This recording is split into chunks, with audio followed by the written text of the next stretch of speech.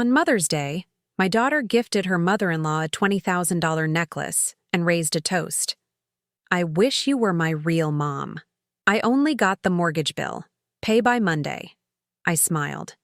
2 hours later, I'm glad to have you here.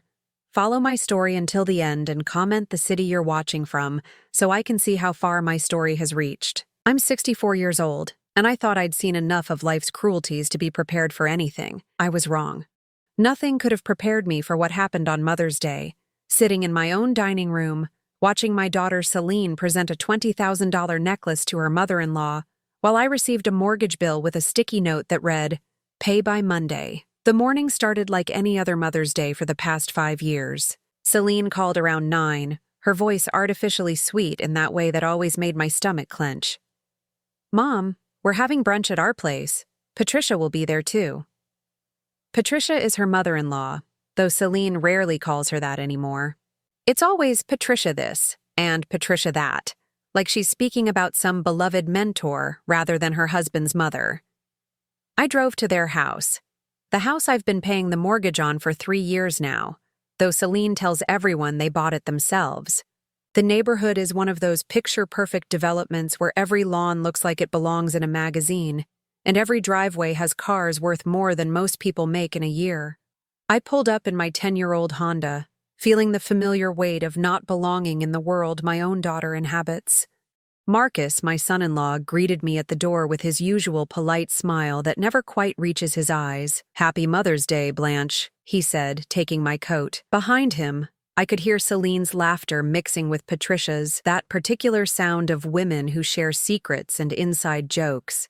The sound hit me like a physical blow because I couldn't remember the last time Celine laughed that way with me. The dining room was set with their expensive china, the kind that costs more per plate than I spend on groceries in a week. Fresh flowers adorned the table, white roses and baby's breath, Patricia's favorites, as I'd learned over the years. Everything was perfect, elegant, designed to impress.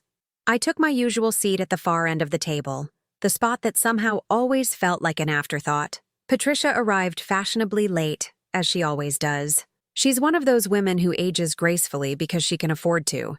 Regular facials, expensive haircuts, clothes that cost more than my monthly Social Security check. Celine practically glowed when she walked in, jumping up to embrace her like a daughter greeting her beloved mother. "Patricia, you look amazing," Celine gushed, adjusting Patricia's scarf with the kind of tender attention she used to give me when she was small. "I have something special for you today." I watched this exchange with the hollow feeling I'd grown accustomed to, the sensation of being invisible in my own daughter's life. Marcus poured mimosas while Celine disappeared into another room, returning with an elegant gift box that made my heart sink. I recognized that particular shade of blue from Tiffany's, and I had a sick feeling about what was coming. "Patricia, you've been such an incredible mother figure to me," Celine began, her voice thick with emotion. "More than I ever could have asked for. You've shown me what unconditional love really looks like." The words hit me like a slap. Unconditional love. I thought about the nights I'd stayed up with her when she had pneumonia at age 7, the way I'd worked double shifts to pay for her dance lessons, the college tuition I'd scraped together by selling my mother's jewelry. But apparently, that wasn't unconditional enough. Patricia opened the box with delicate fingers, and even from my end of the table I could see the flash of diamonds. A necklace, beautiful and expensive, the kind of gift that speaks of deep appreciation and love. Patricia's eyes filled with tears, real tears, not the crocodile variety. "Oh, Celine," she whispered, "it's absolutely beautiful." But Celine wasn't finished. She raised her mimosa glass, and I watched with growing dread as everyone else followed suit. Everyone except me. I couldn't move. "I want to make a toast," Celine announced, her voice carrying across the room like a verdict. "To Patricia, the woman who showed me what it really means to be a mother. I wish you could have been my real mother." The silence that followed was deafening. I felt my face flush hot, then cold, as if all the blood had drained from my body at once. Patricia looked uncomfortable for a split second, glancing in my direction. but Celine was beaming at her with such genuine affection that the moment passed. Marcus cleared his throat and mumbled something about love coming in many forms, but his words felt hollow, obligatory. I sat there, frozen, as they clinked glasses and moved on to discussing Patricia's upcoming trip to Italy, the conversation flowing around me like I wasn't even there. That's when Celine reached into her purse and pulled out an envelope. "Oh, Mom," she said, finally acknowledging my presence. "I almost forgot. Could you take care of this by Monday? Thanks." She slid the envelope across the table without even looking at me properly.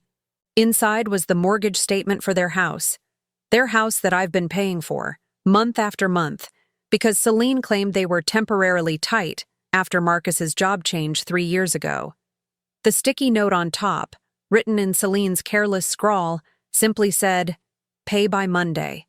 I stared at that piece of paper while the conversation continued around me. $20,000 for a necklace, but I get handed a bill like I'm some kind of personal bank. The irony wasn't lost on me that on Mother's Day, I was being treated less like a mother and more like a financial institution.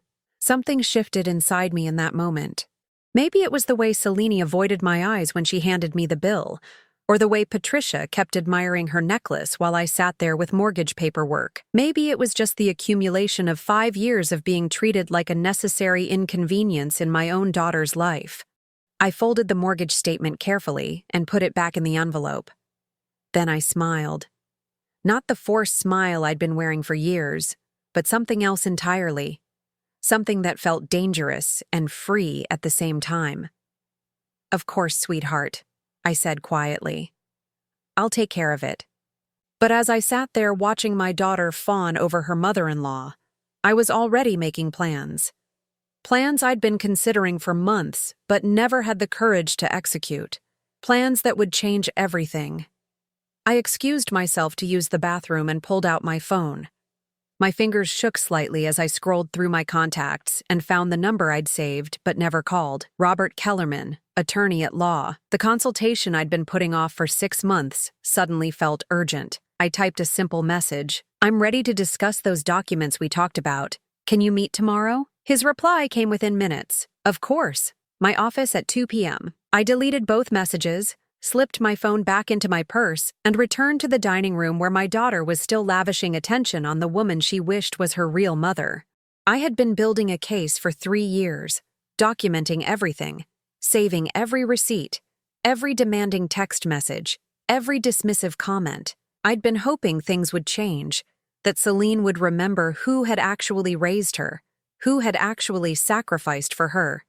But sitting there on Mother's Day, being handed a mortgage bill while watching my daughter give a $20,000 necklace to someone else, I realized that hope had been foolish. It was time to stop hoping and start acting. The next afternoon, I sat in Robert Kellerman's office, a manila folder thick with 3 years of documentation spread across his mahogany desk. The lawyer, a man in his 50s with kind eyes and silver hair, examined each piece of evidence with the careful attention of someone who'd seen too many family tragedies play out in legal documents. "Mrs. Morrison," he said, using my maiden name as I'd requested, "this is quite comprehensive. You've documented everything. Mortgage payments, utility bills, car payments, even grocery receipts." I watched him flip through the financial records, my throat tight with the memory of gathering each piece of evidence. "I started keeping track after the first year," I explained. Something in my gut told me this wasn't temporary like Celine claimed. Robert paused on a particular bank statement, his eyebrows raising slightly. "You've paid their mortgage for 36 consecutive months. That's over $200,000. The number hung in the air between us like an accusation. $200,000. More than twice what my late husband left me. Money I'd stretched by living in a tiny apartment and driving a car older than some of my neighbors' children. And this is the deed to the property," he continued, holding up the document that I'd retrieved from my safety deposit box that morning. "You're listed as co-owner." I nodded, remembering the day 3 years ago when Celine had convinced me to co-sign for the house. "Just temporarily, Mom," she'd said. Until Marcus's credit improves. She'd promised it would only be for 6 months. She'd promised a lot of things. "Mrs. Morrison?" Robert said gently. Are you aware that legally you have as much right to this property as your daughter does? I felt something cold settle in my stomach. I suspected, but I wasn't sure. He set the deed aside and picked up another document, one that made my hands tremble every time I looked at it. And this power of attorney agreement that your daughter had you sign last year? She said it was just in case something happened to me, I whispered, so she could handle my affairs if I got sick. Robert's expression darkened. Mrs. Morrison, this document gives her complete control over your finances, your medical decisions, even your living arrangements. Combined with some of these text messages you've shown me. He trailed off, selecting a printout from the pile. I didn't need to look to know which messages he was referring to, the ones from 6 months ago, when Celine had started suggesting I might be getting confused about money, when she'd mentioned assisted living facilities, claiming she was worried about my mental state, when she'd started treating me like I was already incompetent. The pattern is concerning, Robert continued. The financial dependency she's created, the legal documents she's had you sign, the documented instances of her questioning your mental capacity. If I didn't know better, I'd say someone was building a case for guardianship. My blood ran cold. Guardianship meant Celine would have complete control over my life, my money, my decisions. It meant I'd become a ward of my own daughter, with no more rights than a child. She wouldn't, I started to say, but the words died in my throat. Wouldn't she? The daughter who handed me mortgage bills on Mother's Day while giving $20,000 gifts to her mother-in-law? Robert leaned forward, his voice gentle but firm. Mrs. Morrison, I need you to understand something. If your daughter files for guardianship and points to these financial arrangements as evidence that you're being taken advantage of by unscrupulous people, it could look very bad for you. Especially if she claims you're giving away large sums of money to people who are manipulating you. The irony was staggering. Celine could paint me as a victim of financial abuse while she was the one doing the abusing. She could claim she was protecting me from people taking advantage of my generosity while she was the one with her hand in my bank account. What are my options? I asked, surprised by how steady my voice sounded. Robert organized the papers into neat stacks. Several. First, we can revoke the power of attorney immediately. Second, we can establish clear boundaries around the property and financial arrangements. Third, he paused, studying my face. We can go on the offensive. What do you mean? You have documented evidence of financial exploitation spanning 3 years. You have proof that your daughter has been living far beyond her means at your expense while lying to others about her financial independence. If we wanted to, we could file charges. I thought about Patricia's beautiful necklace, about the way Celine's face had glowed when she called her the mother she wished she'd had. I thought about years of being taken for granted, of being treated like a human ATM, of watching my daughter build a life of lies funded by my sacrifice. I don't want to send her to jail, I said finally. I just want her to understand what she's done. I want her to face consequences. Robert nodded thoughtfully. There are other ways to achieve that. We could start by asserting your legal rights to the property. Since you're co-owner and you've been making the payments, you have every right to adjust the arrangement. I felt a flutter of something I hadn't experienced in years. Power, control, the ability to make choices instead of just reacting to other people's demands. I've also been keeping audio recordings, I admitted quietly. Robert's head snapped up. Recordings? I reached into my purse and pulled out a small digital recorder, the kind elderly people use to record doctor's appointments so they don't forget important information. I started recording our conversations about 6 months ago, when she began talking about my mental state. I wanted to have proof of what was actually said in case she tried to claim you were confused or incompetent, Robert finished. I nodded. There are some difficult conversations on there. Robert held out his hand. May I listen? I handed him the device with shaking fingers. He plugged in earphones and scrolled through the files, listening to snippets of conversations that had torn my heart out when they happened. I watched his face change as he heard Celine's voice, sometimes sweetly manipulative, sometimes coldly dismissive, sometimes openly contemptuous. When he finally removed the earphones, his expression was grim. Mrs. Morrison, These recordings document a clear pattern of emotional abuse and financial manipulation. There are several instances where your daughter explicitly discusses your alleged mental decline in ways that sound rehearsed, like she's building a narrative. My worst fears were confirmed. Celine hadn't just been using me financially, she'd been preparing to have me declared incompetent so she could control me completely. "What happens now?" I asked. Robert began organizing the documents into a neat stack. "Now we turn the tables.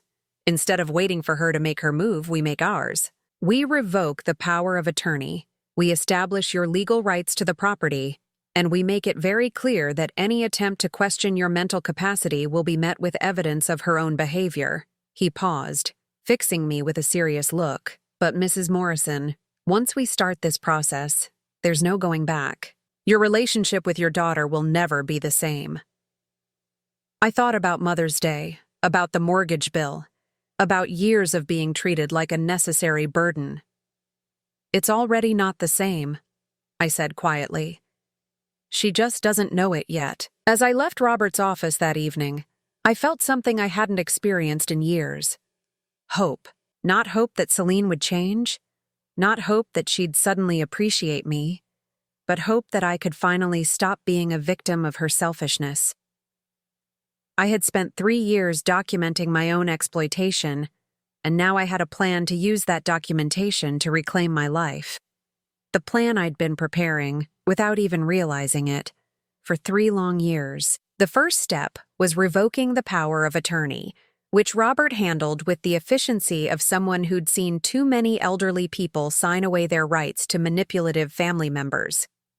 The document was filed on Tuesday morning, and by Tuesday afternoon, I was no longer legally under my daughter's potential control. The second step was harder.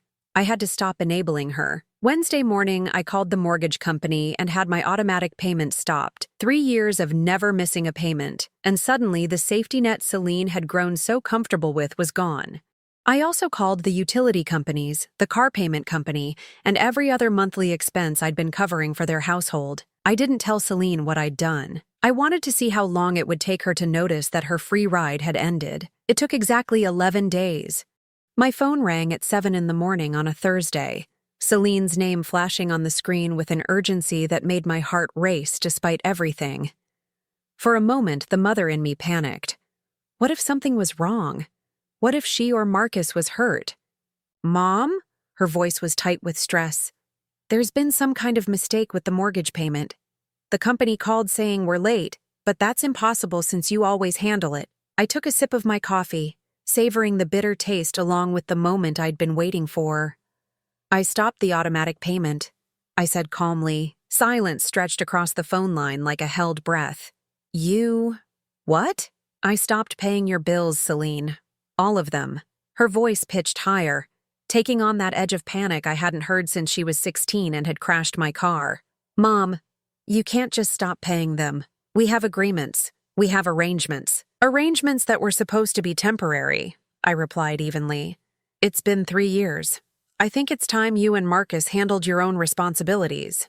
I could hear her breathing quicken, and I pictured her pacing around the kitchen of the house I'd been financing, her manicured nails, also paid for by me, drumming against the granite countertops that had been part of the essential renovations last year. "Mom, this isn't funny. We can't just suddenly take on all these payments. Marcus's salary doesn't cover everything." "Then perhaps you shouldn't have bought a house you couldn't afford," I said, surprised by how steady my voice remained. 3 years of practiced submission, and suddenly I was finding my backbone. "We need to talk about this in person," Celine said, her tone shifting to that manipulative sweetness I'd grown to recognize. "Why don't I come over tonight? We can discuss this rationally." "Of course, sweetheart. I'll make dinner." After I hung up, I retrieved the small digital recorder from my purse and checked the battery. Tonight's conversation was definitely going to be worth documenting. Celine arrived at 6:30, letting herself into my apartment with the key I'd given her years ago, the same key I'd been planning to ask for back. She looked perfectly put together as always, but I could see the stress lines around her eyes, the tight set of her shoulders. "Mom, she said, settling onto my couch with the grace of someone accustomed to making herself comfortable in other people's spaces. We need to talk about what's happening. I handed her a glass of wine, the expensive kind she'd trained me to buy for her visits, and sat across from her in my armchair. What would you like to discuss? This sudden decision to stop helping us financially.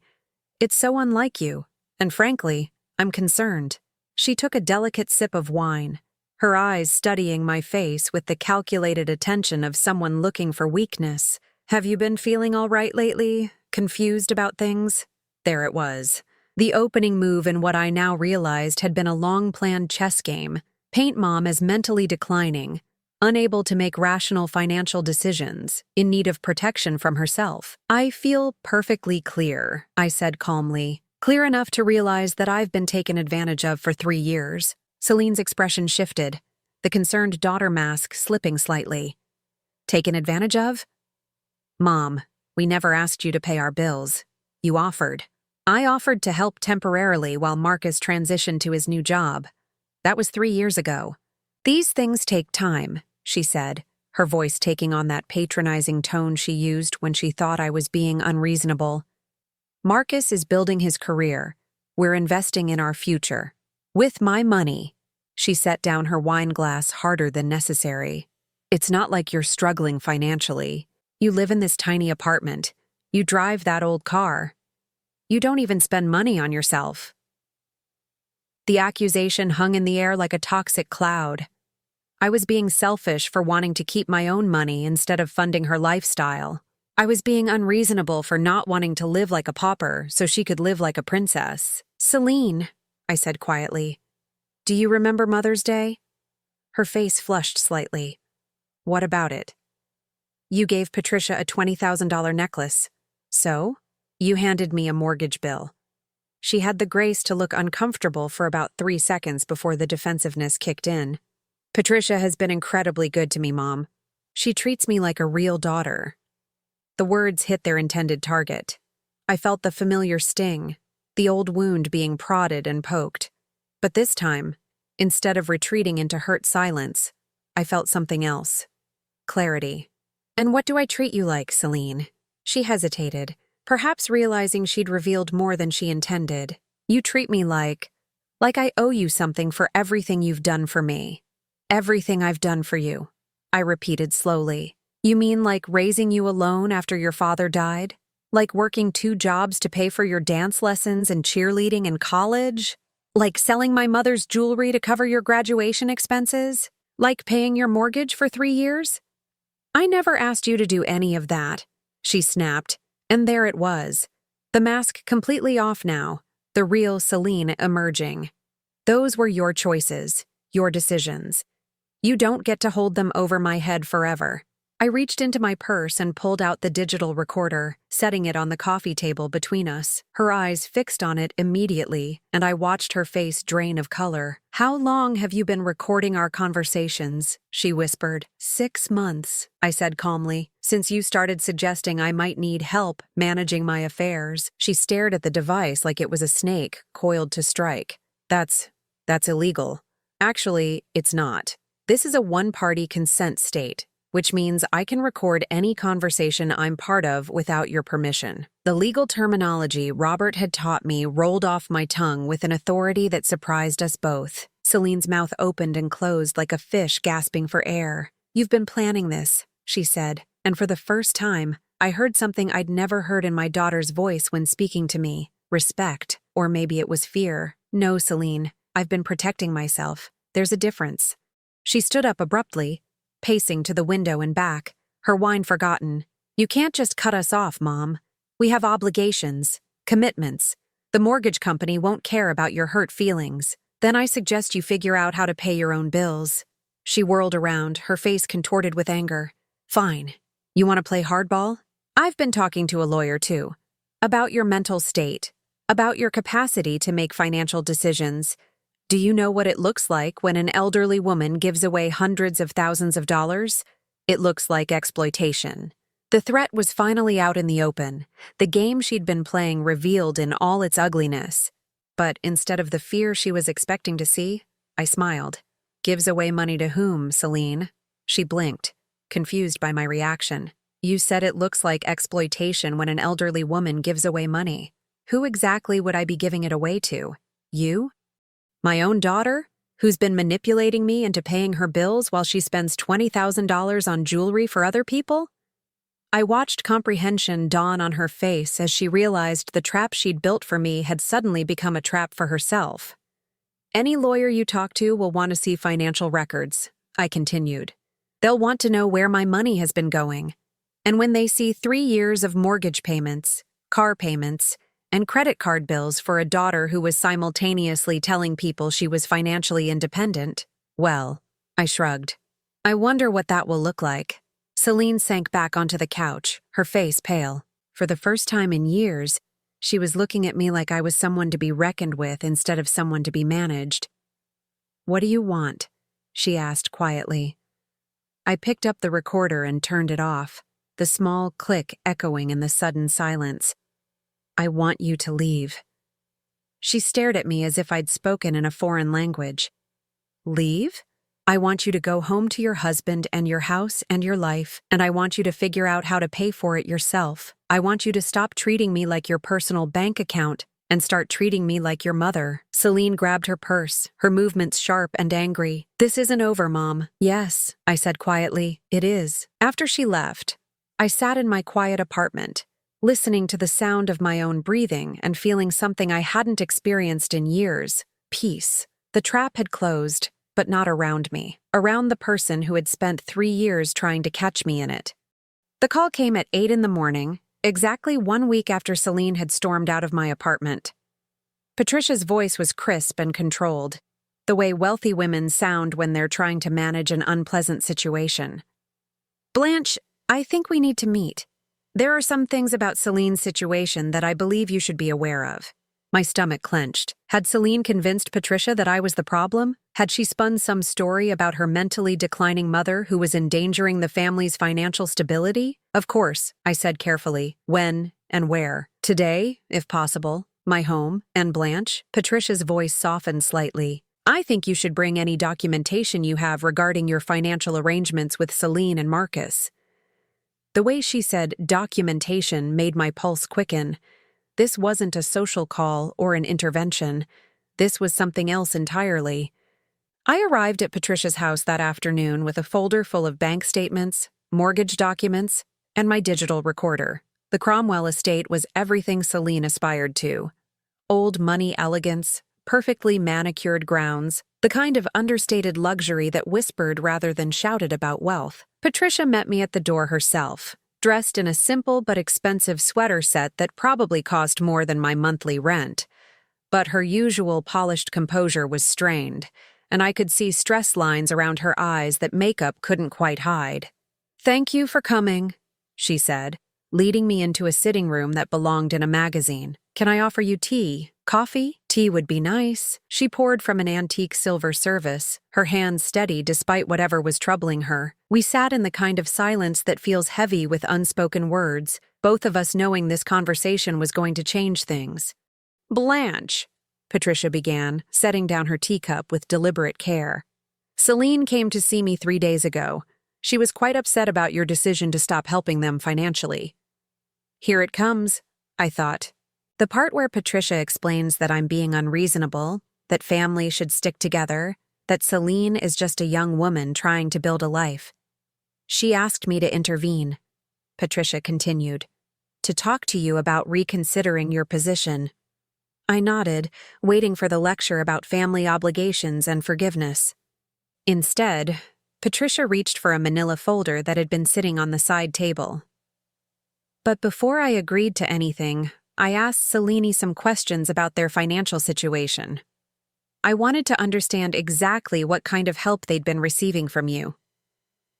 She opened the folder and pulled out several documents. "Blanche, were you aware that 3 months ago, Celine and Marcus applied for a home equity loan against the house you've been paying for?" My blood went cold. "What?" "A loan for $150,000, Patricia said, her voice tight with controlled anger.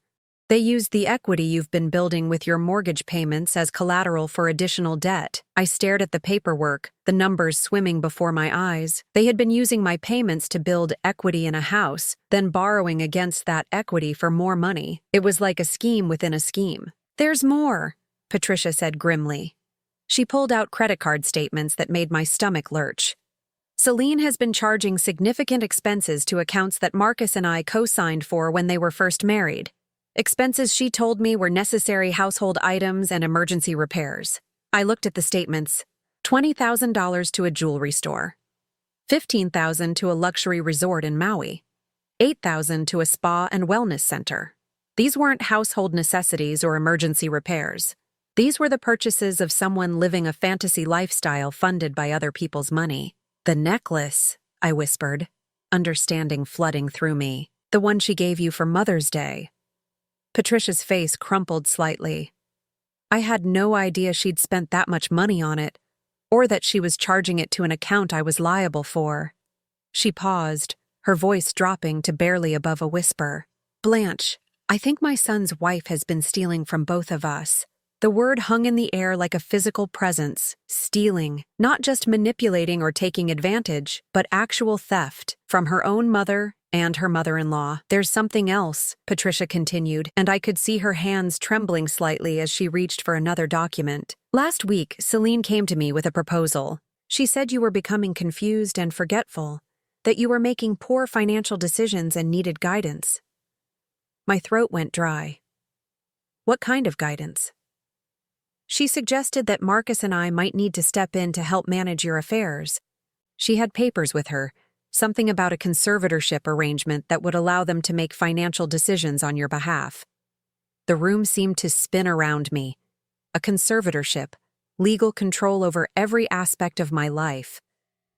The ultimate conclusion of the long game Celine had been playing. "She told me you'd been giving away large sums of money to strangers," Patricia continued, "and that she was worried you were being taken advantage of by scammers." I let out a bitter laugh. "The only person taking advantage of me has been your daughter-in-law." Patricia nodded grimly. That became very clear when I started asking for specifics. When I pressed her for details about these alleged scams, she became evasive. When I asked to see documentation of your mental decline, she claimed you'd hidden it from her. She pulled out one final document. "So, I hired a private investigator to look into your financial situation." My eyes widened.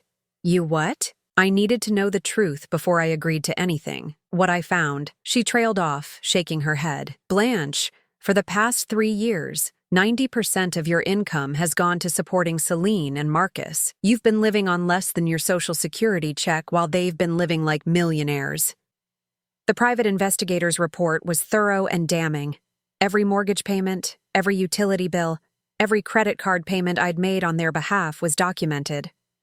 But more than that, it showed the timeline of Selena's spending escalating dramatically once she realized I would pay for anything she claimed was necessary. "There's something else I need to show you," Patricia said, her voice barely audible. She pulled out a small digital recorder, similar to mine. I recorded our conversation when she came to me about the conservatorship. My hand shook as I listened to my daughter's voice, cold and calculating, describing me as a confused old woman who needed to be protected from her own poor judgment. But worse than that was hearing her discuss the financial benefits of controlling my assets. "Once we have legal control," Celine's voice came through the speaker, "we can consolidate her resources with ours. She doesn't need that much money anyway. She's perfectly happy living in that little apartment." Patricia stopped the recording. "She wasn't trying to protect you, Blanche. She was trying to rob you legally."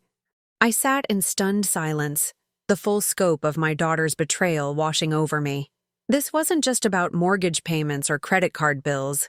This was about taking control of my entire life, turning me into a legal dependent so she could access not just my monthly income, but my savings, my investments, everything I had left from my late husband's life insurance. "What happens now?" I asked quietly. Patricia's expression hardened into something I'd never seen before. The look of a wealthy woman who'd been crossed and was preparing to use every resource at her disposal for retaliation. "Now, we call Marcus." An hour later, Marcus sat in his mother's living room, his face cycling through confusion, denial, and finally, devastation, as Patricia laid out the evidence of his wife's systematic theft and deception. I watched this man I'd known for 8 years discover that his marriage was built on lies and fraud. The jewelry store receipts, he said numbly, staring at the credit card statements. She told me those were gifts for you, Mom. Anniversary presents and birthday gifts. $20,000 worth? Patricia asked coolly. Marcus rubbed his face with both hands. She said you insisted on expensive things. She said you had refined tastes and wouldn't be happy with anything less. I watched him piece together 3 years of lies, seeing his wife's manipulation for what it really was. The woman he thought he'd married, loving, generous, devoted to family, was actually a calculating thief who'd been using both our love against us. The house, he whispered. The mortgage payments. She told me your mother was helping temporarily, that it was her idea because she wanted us to have a good start. It was supposed to be temporary, I said gently. 6 months, maybe a year. Marcus looked at me with eyes full of shame and regret. She's been lying to everyone. To you, to Mom, to me. He paused, his voice breaking slightly. The home equity loan. She told me we needed it for repairs, but we never did any repairs. Patricia and I exchanged glances. We both knew where that money had gone, into funding a lifestyle that neither of us had agreed to support. There's going to be a reckoning, Patricia said quietly. Marcus, you need to decide what you're going to do about your wife. Because what she's done isn't just morally wrong, it's criminal. As I sat in that elegant living room, surrounded by evidence of my daughter's betrayal, I realized that the trap she'd been building for me had finally snapped shut. But she was the one caught in it. The confrontation happened on a Wednesday evening, in the same dining room where Celine had handed me that mortgage bill on Mother's Day. But this time, the power dynamic was completely reversed. Patricia had insisted on hosting the meeting at Celine and Marcus's house, the house I'd been paying for. She needs to face this in the place where she's been living her lie, Patricia had said. And I understood the symbolism. Every room in that house represented money that had come from my account, sacrifices I'd made so she could play at being wealthy. I arrived with Robert, my lawyer, and a folder containing 3 years of documented evidence. Patricia came with her own attorney, a stern woman named Catherine Walsh who specialized in financial crimes. Marcus was already there, sitting at the kitchen table with his head in his hands, looking like a man who'd discovered his entire life was built on quicksand. Celine walked in from the garage carrying shopping bags from Nordstrom, her face glowing with the satisfaction of someone who'd just spent money she didn't have. She stopped short when she saw all of us gathered in her kitchen, her smile faltering as she took in the serious expressions and legal folders. "What's going on?" she asked, but I could hear the underlying tension in her voice. She knew. On some level, she'd always known this moment would come. "Sit down, Celine," Marcus said quietly, not meeting her eyes. She remained standing, clutching her shopping bags like shields. "Why is everyone here? Why do you all look like someone died?" Patricia spoke first, her voice calm but deadly. "We need to discuss your financial arrangements, dear. All of them." I watched Celine's face cycle through emotions, confusion, irritation, and then the first flicker of real fear as she noticed the lawyers. "I don't understand what you mean," she said, but her voice had lost its usual confidence. Catherine Walsh opened her briefcase and pulled out a stack of documents. "Mrs. Cromwell, we have documentation showing that over the past 3 years, you've received approximately $240,000 from your mother-in-law and mother combined, while simultaneously running up an additional $150,000 in debt using fraudulent representations." Celine's shopping bags hit the floor. "Fraudulent representations? That's ridiculous.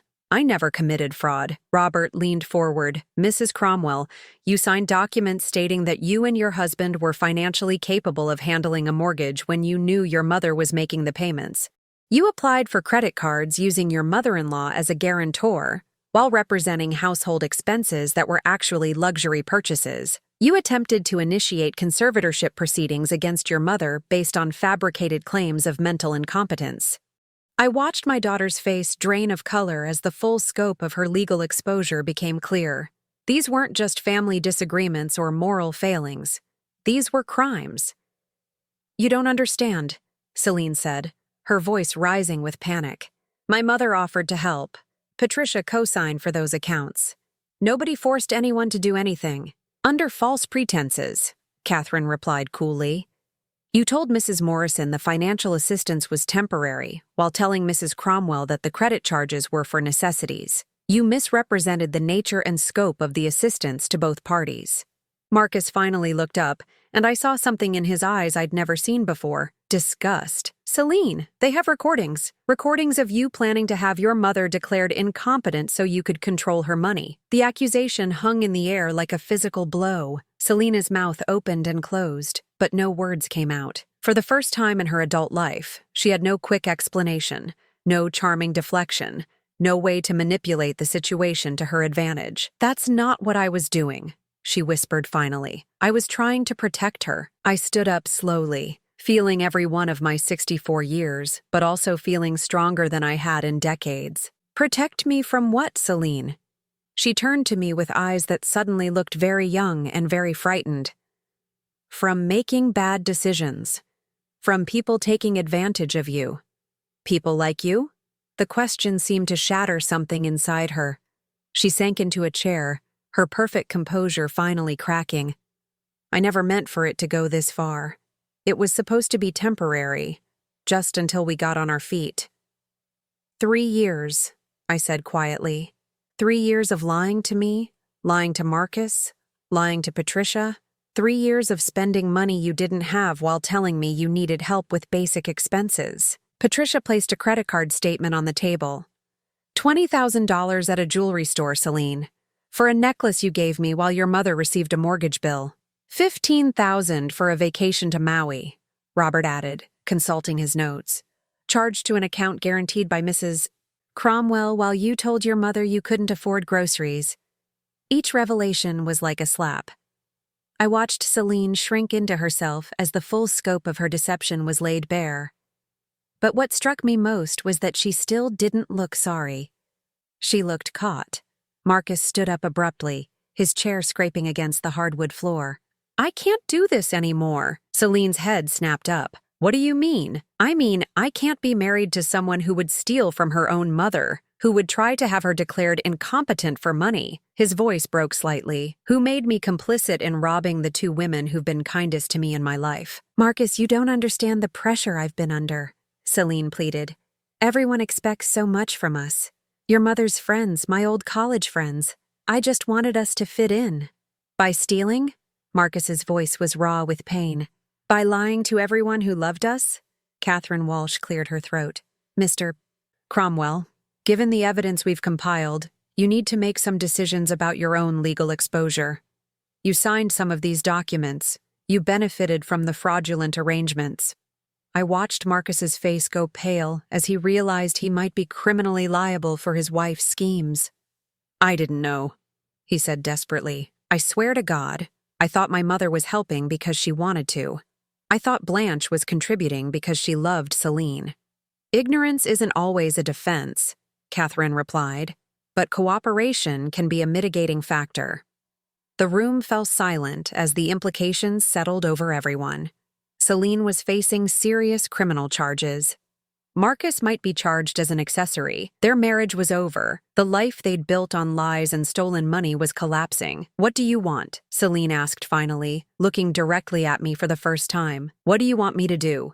I studied my daughter's face, searching for some sign of genuine remorse, some indication that she understood the magnitude of what she'd done to the people who loved her. But all I saw was fear and calculation, the same look she'd had as a teenager when she'd been caught in a lie and was trying to figure out how to minimize the consequences. I want you to face the truth, I said quietly. I want you to stop lying, stop manipulating, stop taking advantage of people who care about you. And legally? Robert prompted. I looked around the room at the faces staring back at me. Patricia, who'd been betrayed by the daughter-in-law she'd treated like her own child. Marcus, whose marriage and possibly his freedom hung in the balance. Catherine and Robert, waiting for my decision about whether to pursue criminal charges. Legally, I said slowly, I want full restitution of the money that was taken under false pretenses. I want the house sold and the proceeds used to pay back what's owed. I want a formal acknowledgement of the fraud that's taken place. Celine's face crumpled. That's everything. The house, the cars, all of it. We'll have nothing. You'll have what you had before you started stealing from your family, I replied. You'll have what you can actually afford. Patricia nodded grimly. I'm pursuing criminal charges for the credit card fraud. What Celine did to me wasn't just morally wrong, it was theft. Marcus looked at his wife with eyes full of pain and disappointment. I'm filing for divorce, Celine. I can't stay married to someone who would do this to people I love. I watched my daughter's carefully constructed world collapse around her like a house of cards in a strong wind. The money was gone. The marriage was over. The lifestyle she'd fought so hard to maintain was disappearing. But as I sat there watching her face the consequences of her choices, I felt something I hadn't expected. Peace. Not satisfaction or revenge, but a deep, quiet peace that came from finally standing up for myself. I'm going home, I said, gathering my purse and coat. Celine, when you're ready to have an honest conversation about our relationship, not about money, not about what you need from me, but about how you've treated the person who raised you, you know where to find me. As I walked out of that house for the last time, I heard Celine calling my name, her voice desperate and panicked. But I didn't turn around. The daughter I'd raised was gone, had been gone for years. The woman behind me was a stranger who happened to share my DNA, and I was finally done pretending otherwise. 6 months later, I was sitting on the porch of my new cottage in Asheville, North Carolina, watching the morning mist rise from the Blue Ridge Mountains. The air was crisp and clean, carrying the scent of pine and possibilities. For the first time in years, I was living in a space that was truly mine, paid for with money that hadn't been siphoned away to support someone else's lies. The cottage was small but perfect. 2 bedrooms, a cozy kitchen with a window overlooking the garden, and a front porch where I could drink my coffee while watching the world wake up. It cost less per month than I'd been spending on Celine's mortgage, and every payment was mine to make.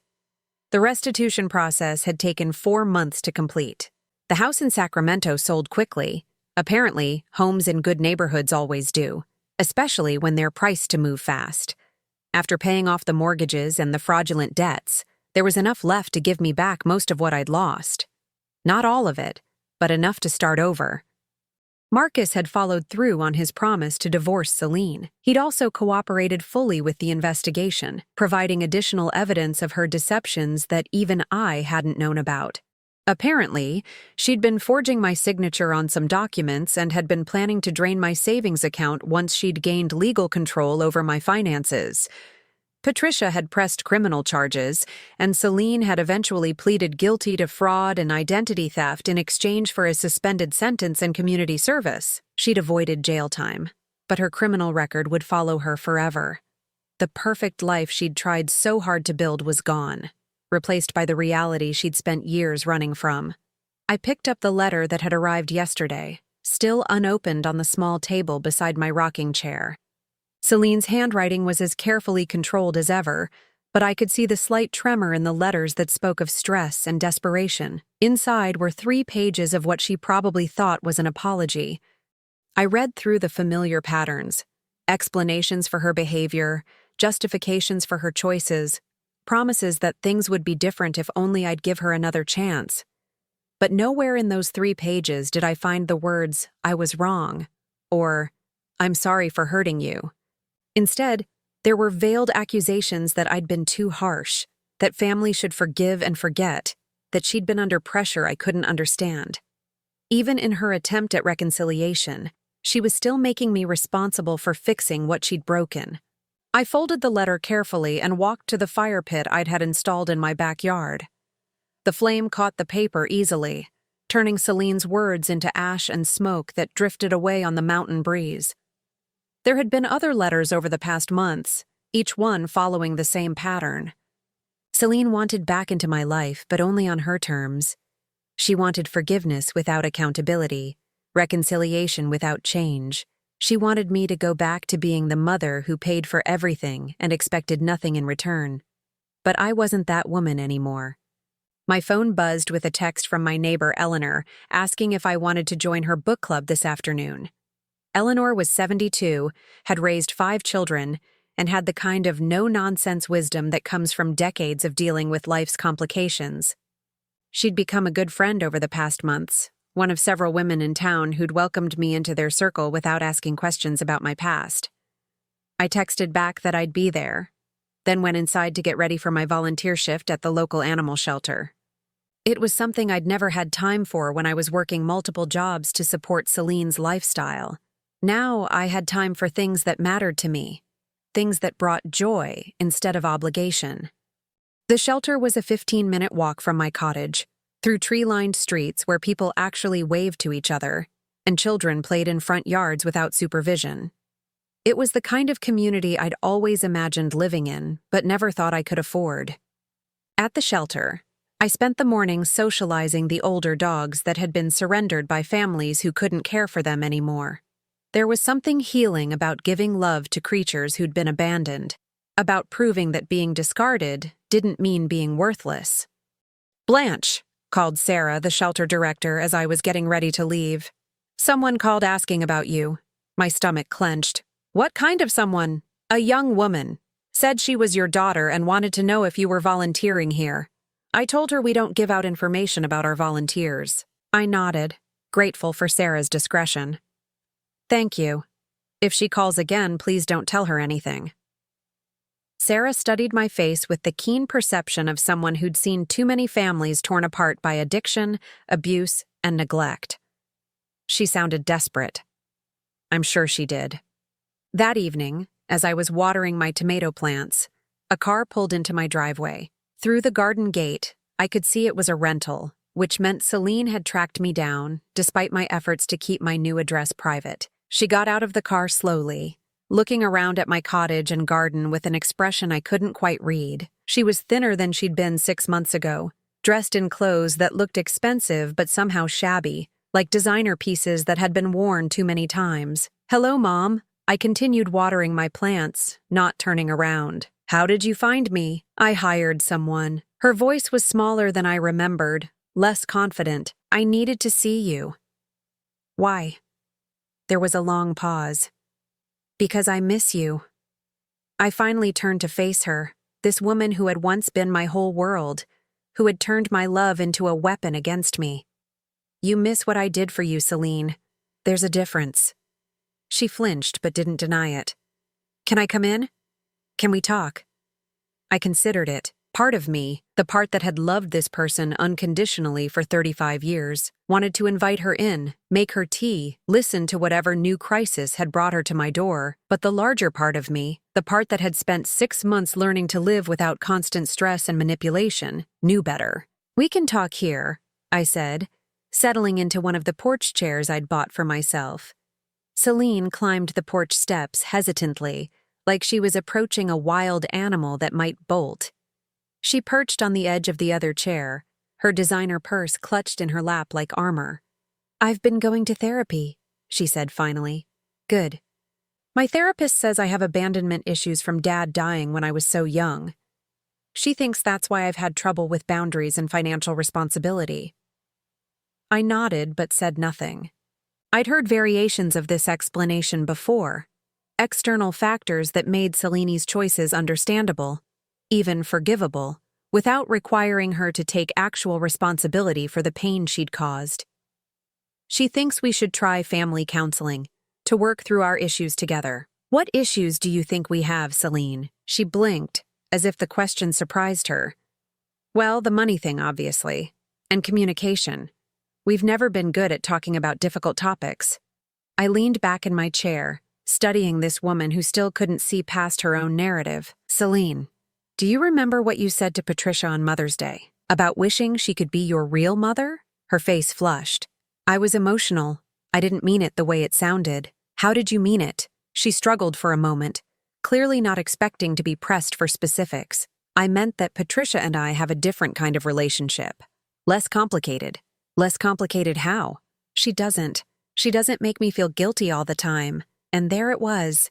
In Selena's mind, I was the problem for making her feel guilty about stealing from me. Patricia was easier to love because she'd never held Selene accountable for anything.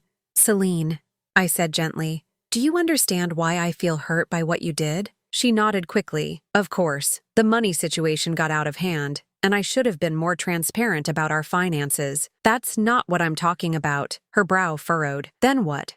I looked at this person I'd raised, this woman who was approaching 40, but still couldn't see beyond her own needs, and I felt a profound sadness. Not for me, but for her. She was going to spend her entire life wondering why people pulled away from her, why relationships failed, why she felt empty despite getting everything she thought she wanted. I'm talking about being treated like I didn't matter, I said quietly. About being handed mortgage bills on Mother's Day while you gave expensive gifts to someone else. About you trying to have me declared incompetent so you could steal my life savings. About 35 years of love being treated like an inconvenience. Celine stared at me for a long moment, and I saw something flicker in her eyes that might have been understanding. But then it was gone, replaced by the familiar defensiveness. I never tried to steal your life savings. That's not what the conservatorship was about. I stood up, suddenly tired in a way that had nothing to do with age. Celine, I hope you find peace. I hope your therapy helps you understand why you hurt the people who love you. But I can't be part of that process. What do you mean? I mean, I'm done. I'm done being your emotional punching bag, your financial safety net, your convenient scapegoat. I'm done waiting for you to become the daughter I raised you to be. Her face went white. You're really cutting me off? Permanently? I'm choosing myself, I said simply. For the first time in 35 years, I'm choosing what's best for me instead of what's easiest for you. I watched her process this, saw the exact moment she realized that tears and manipulation and guilt trips weren't going to work anymore. She stood up slowly, her movements mechanical. This isn't fair, she said finally. No, I agreed. It's not fair that it took me this long to stand up for myself. She walked to her car without saying goodbye, and I watched her drive away without feeling the old urge to chase after her, to fix things, to make everything better at my own expense. As the sun set behind the mountains, I poured myself a glass of wine and called Eleanor to see if she wanted to join me for dinner. We talked about books and gardening and the art class we were both taking at the community center. We didn't talk about children or family obligations or the complexities of loving people who hurt you. For the first time in decades, my life was my own. I had friends who valued me for who I was, not what I could provide. I had hobbies and interests and time to pursue them. I had peace. That night, I sat in my garden listening to the crickets and watching fireflies dance among the flowers I'd planted. My phone remained silent. No urgent calls about bills or crises or emergencies that required my immediate financial intervention. I thought about the woman I'd been 6 months ago, the mother who would have given anything to make her daughter happy. That woman was gone, not through loss, but through choice. I'd finally learned the difference between love and enablement, between supporting someone and being consumed by them. Celine would survive without me.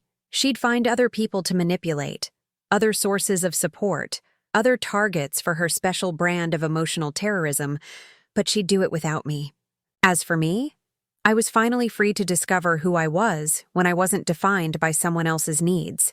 At 64, I was just beginning to live for myself, and it was beautiful. Now I'm curious about you who listened to my story. What would you do if you were in my place? Have you ever been through something similar? Comment below. And meanwhile, I'm leaving on the final screen 2 other stories that are channel favorites, and they will definitely surprise you. Thank you for watching until here.